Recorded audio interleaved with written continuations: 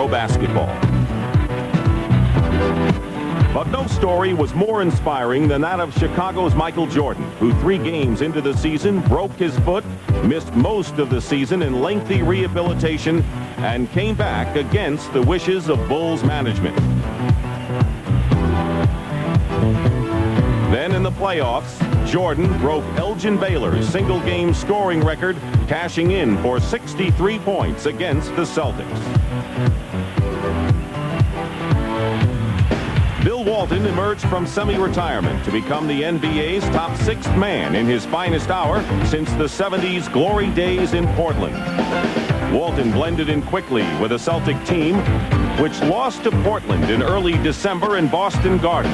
Few realized then that Boston would not lose another game at home the rest of the way. Later, the Celtics turned back the challenge of the young Atlanta Hawks, featuring the NBA's leading scorer in Dominique Wilkins, the league's smallest player and current slam dunk king, 5'6" Spud Webb, and the coach of the year, Mike Fratello.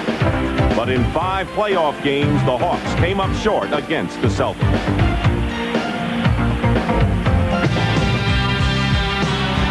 When Julius Erving's final shot missed in Game 7 of the other Eastern semifinal, the Milwaukee Bucks exorcised the ghost of the Philadelphia 76ers for the first time in 15 years. But despite the inspired play of injured Sidney Moncrief, the Bucks went down in 4 straight when the Celtics got to town.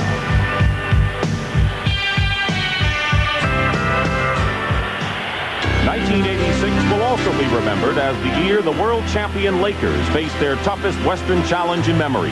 There's going to be 22 other teams that are going to load it up every night for us, and we're going to have to be ready for that challenge. After years of running away and hiding in the playoffs, the Lakers found themselves confronted early by the Dallas Mavericks. Aguirre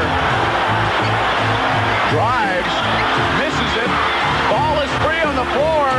Harper for 3. He got it! He got it with 3 seconds to go! Only outstanding play from Magic Johnson got the Lakers out of this tough series with the upstart Mavericks. And there were other obstacles, including 2 in Houston. In only their second year together, the tandem of Sampson and Olajuwon represented the new force in the West. After an opening game loss, the Rockets staged a revival, and shockingly, the defending champion Lakers were soon on the verge of elimination. We're not attacking, we're all out of sync, we're all out of position. We're not thinking at all. We're just going through the motions up and down the court. Not playing guys out here. I mean, stay tough. Q103. Stay tough. That's what it's about. Pat Riley's desperate plea would prove to be futile against the Rockets, who apparently were destined to score a big upset in dramatic fashion. 1 second on the clock. Sampson. It goes. It's over. A miraculous shot by Ralph Sampson. If a season ever belonged to one man, 1986 belonged to Larry Bird. In capturing his 3rd consecutive MVP, Bird won everything in sight, including the league's 3-point shootout at the All-Star Game.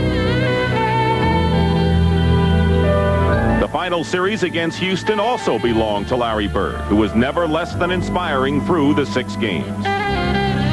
It was a final in which Hakeem Olajuwon established himself as the premier center in professional basketball. It was a final where Ralph Sampson rode a roller coaster of emotion, from GOAT to great,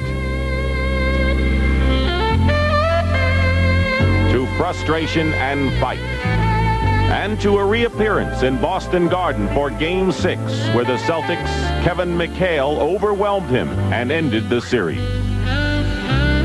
The 1986 NBA Finals were contested more fiercely than anticipated. The Rockets were apparently not merely satisfied just to be there, but the sheer determination of a veteran group familiar with playing in big games and winning big games was too much for a newcomer to overcome. The Boston Celtics seemed to want it more. Isn't that the way it usually is?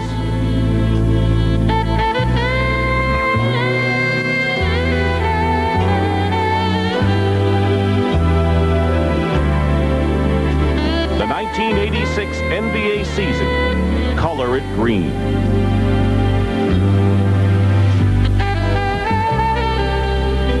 The second the Celtics capture their 16th NBA title, came the question, can they repeat? It's been a familiar question asked ever since the Celtics themselves were the last team to win back-to-back titles in 1969. But throughout the NBA, there are new stars emerging in new places, and someday they hope that they'll be able to lift that World Championship trophy over their head, just as the Celtics did last year. The NBA, a league with tremendous popularity and prospects of more of the same. In 1969, Serge Savard won the Conn Smythe Trophy as MVP of the Stanley Cup playoffs. In 1986, Savard was the managing director of the club as the Canadiens won their first cup in 7 seasons, their 23rd overall.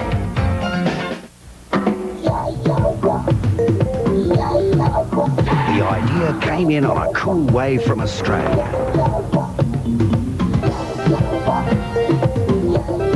Refreshing as a plunge into the icy surf. Lighter alcohol beer takes on a blazing sun and a dusty thirst. And it's brewed in America.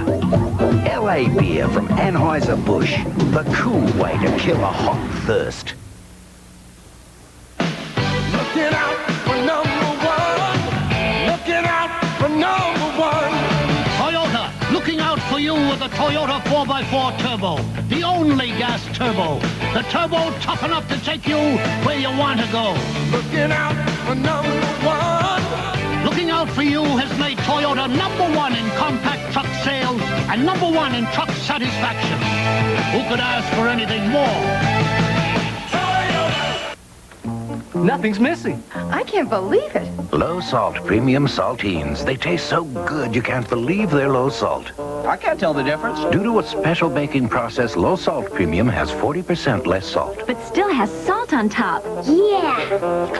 40% less salt and all that fresh, crispy premium taste. Can I have some more? Also try low salt Triscuit, low salt Wheat Thins, low salt Ritz. Your favorite great tasting crackers with less salt from Nabisco.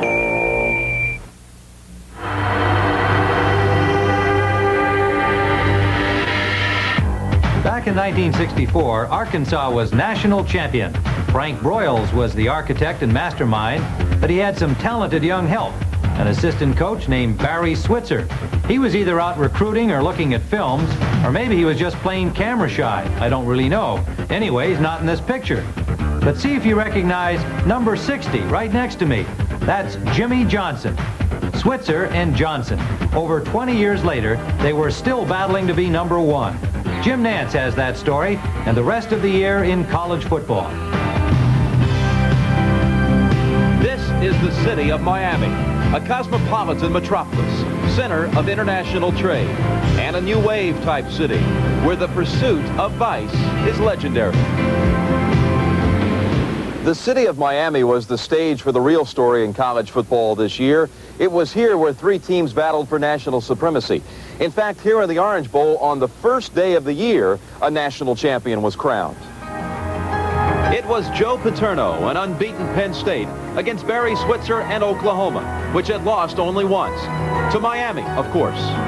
Paterno's Nittany Lions opened with a rush, and it appeared they were on their way to their second national title in 4 years.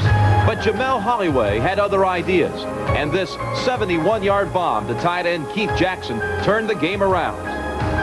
For Barry Switzer, he was the king of the college football hill.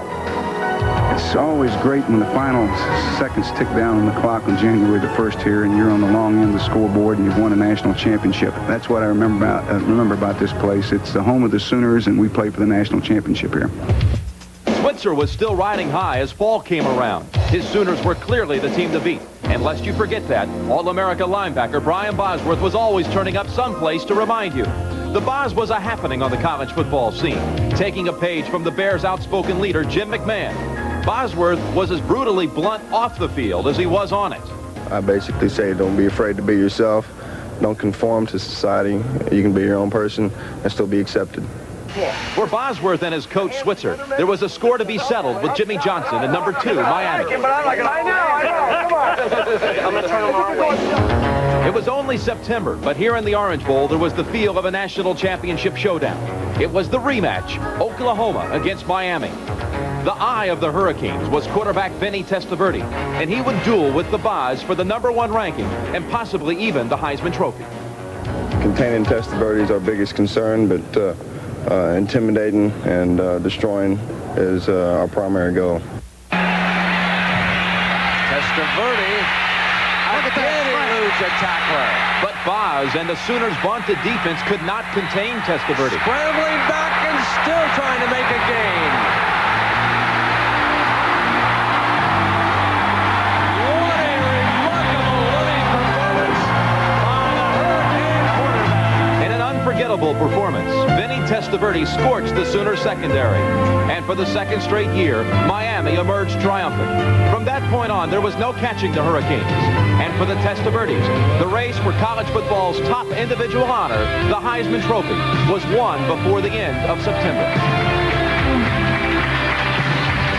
Thank you very much. I just want to say, Dad, we dreamed it together, we lived it together, and tonight I could probably say that we won it together. While Miami stormed to the top of the polls, Joe Paterno's Penn State team just kept on winning. His big showdown was against Alabama. The Lions ebbed the tide 23-3, but had to survive 2 scares from lesser-ranked teams to remain perfect. Maryland missed on a late 2-point conversion, and Notre Dame's Joel Williams dropped the winning score in the end zone.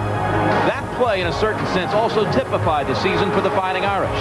They lost a heartbreaker against Michigan in their opener under Lou Holtz.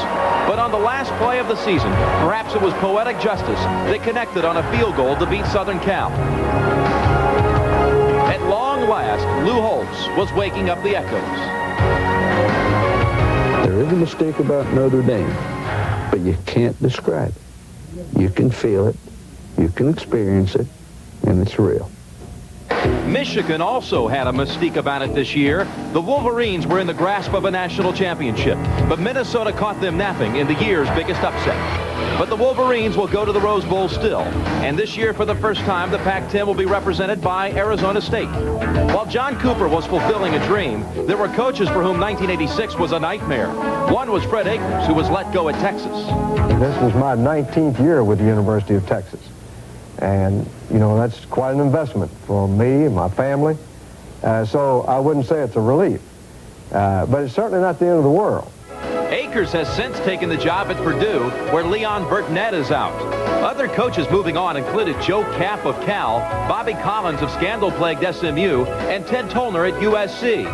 Maryland's Bobby Ross gave chase to a referee, which led to a game with both coaches banished to the press box for misbehaving. Ross later elected to leave Maryland. The year in college football is not ending without controversy. The NCAA has suspended several players who were to appear in postseason play for use of anabolic steroids. One man who can play is Holy Cross's Gordy Lockbaum. The nation's leading scorer, he played offense, defense, and special teams. Another unheralded player to make a significant impact this year was Kevin Sweeney of Fresno State. With this completion, he became the most prolific passer in the history of college football. The leading rusher in the nation was Paul Palmer of Temple. Against East Carolina, he ran for 349 yards, the single best effort of the year. Meanwhile, down at Auburn, Brent Fullwood emerged from the shadow of last year's Heisman Trophy winner, Vincent Bo Jackson, to lead the nation in yardage per carry. And Penn State's DJ Dozier, while not having the statistics of the Palmers and Fullwoods, has something better, a chance to be a national champion on a very special team. Each team's got its own personality. This team's got one that, I don't know whether it's personality or something else, but it's different. So we've come full circle in '86 with Penn State hoping to cap its centennial season by beating Jimmy Johnson's Miami team. It would be the most gratifying, the most satisfying, the greatest victory that I've ever had in 22 years of college coaching. Two independent schools